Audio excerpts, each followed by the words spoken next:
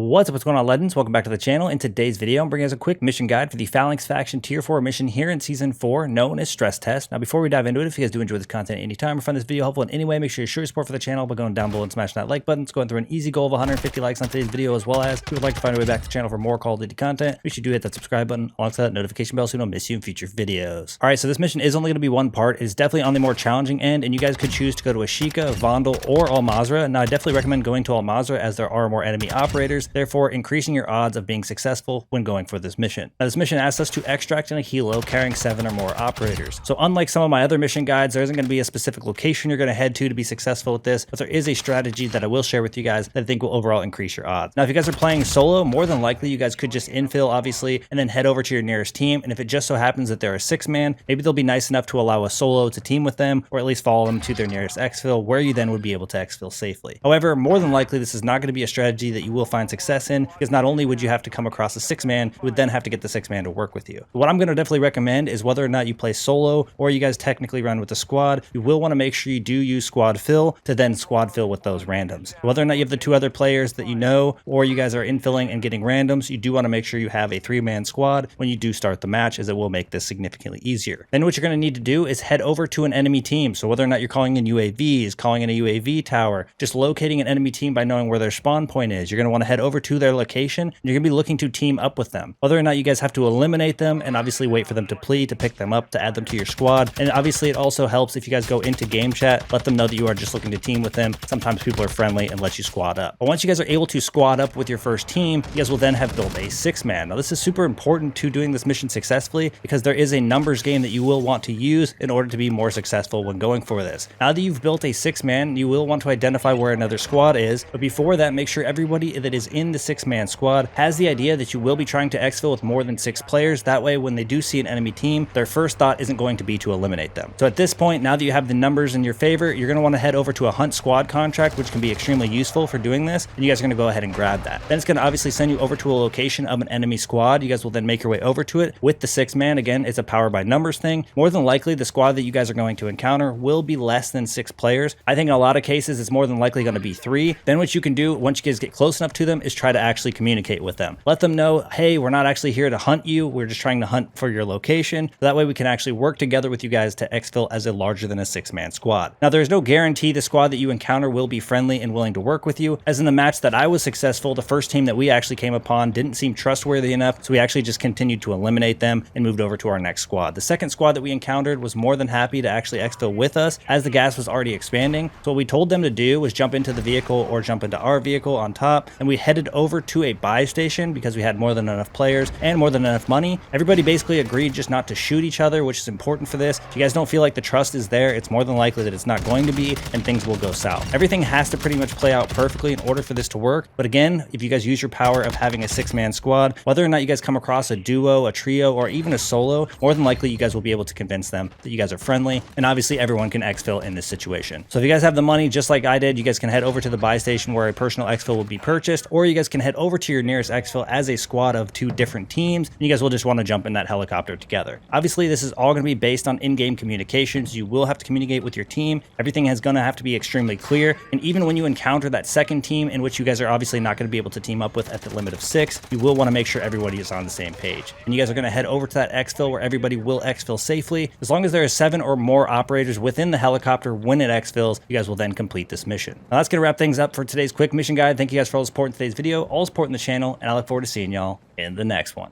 Peace.